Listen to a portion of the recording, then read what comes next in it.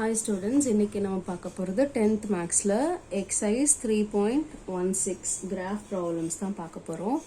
First sumல fourth subdivision பார்க்க போறோம். அதாவது graph the quadratic equations and state the nature of the solutions.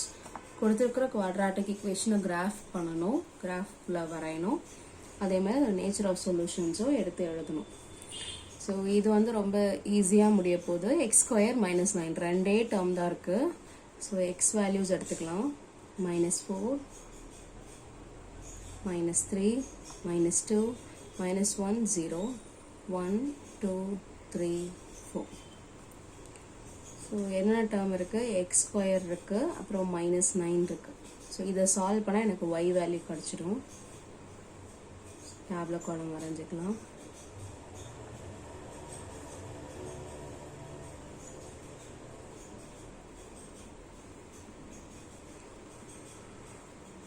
இந்த line எப்பவுமே முன்னாடியே வரைஞ்சிருங்க.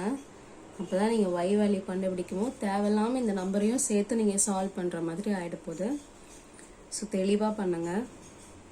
ஸோ பண்ண ஆரம்பிக்கலாம். x ஸ்கொயர்னா -4 ஸ்கொயர் பண்ணணும். So minus into minus plus 4 4s are 16. -3 square பண்ணா minus into minus plus 3 3s are 9. -2 square பண்ணா minus into minus plus 2 2s are 4. -1 square பண்ணா minus into minus plus 1 square பண்ணா 1 0. then 1 square பண்ணா 1, 2 square பண்ணா 4, 3 square பண்ணா 9, 4 square பண்ணா 16. then வெறும் -9 தான் இருக்கு. so throughout the table -9 அப்படியே தூக்கி எழுதிடுங்க. இப்போ ஸ்ட்ரெயிட்டா y வேல்யூ கண்டுபிடிச்சிடலாம்.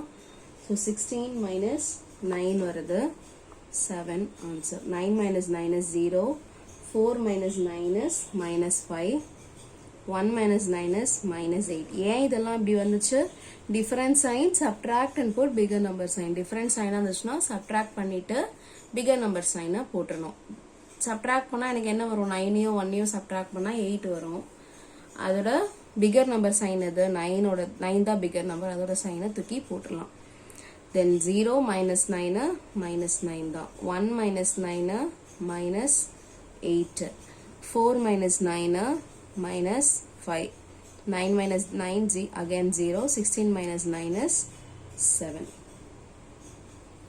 yeah இப்போ நம்ம பாயிண்ட்ஸ் எடுத்து எழுதிடலாம். என்னென்ன பாயிண்ட்ஸ் பிளாட் பண்ண போறோமோ. So -4க்கு 7, -3 0, -2 -5, -1 -8, 0, -9, 1 -8, 2 -5, then 3, 0, then 4, 7. இந்த பாயிண்ட்ஸை நம்ம பிளாட் பண்ண போறோம். கிராஃப்ல பாருங்க. x வேல்யூ 1 எடுத்திருக்கேன், y வேல்யூ 1 எடுத்திருக்கிறேன். ஸோ ஸ்கேல் எழுதிடலாம். x axis 1 centimeter equal to 1 unit. y axis 1 centimeter equal to 1 unit. இப்போ மார்க் பண்ண ஆரம்பிக்கலாம். -4க்கு 7 வந்துச்சு. ஸோ -4ல 7.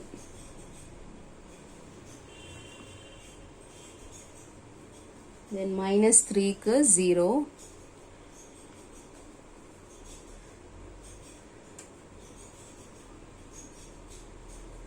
then -2க்கு -5.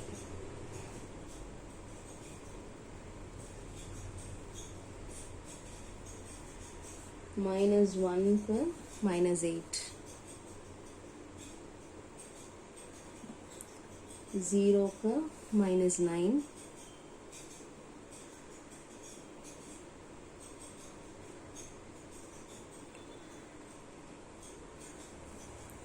then 1க்கு வந்து -8.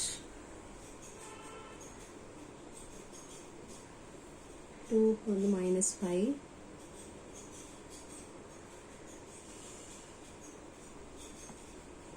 then 3 க்கு 0. then 4க்கு 7.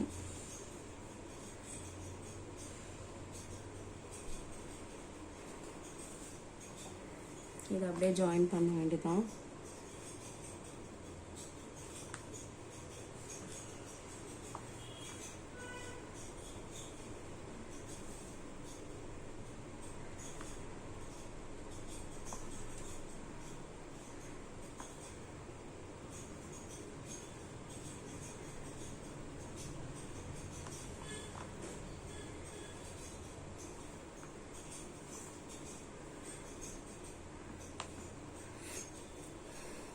ஸோ நம்மளுடைய பேரபோலா ஃபஸ்ட்டு கேஸ் மாதிரி வந்திருக்கு. இன்ட்ரோடக்ஷன் வீடியோவில் ஃபஸ்ட்டு கேஸ் மாதிரி வந்திருக்கு.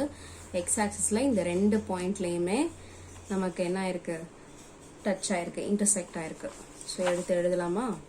பாயிண்ட் ஆஃப் இன்டர்செக்ஷன் வந்து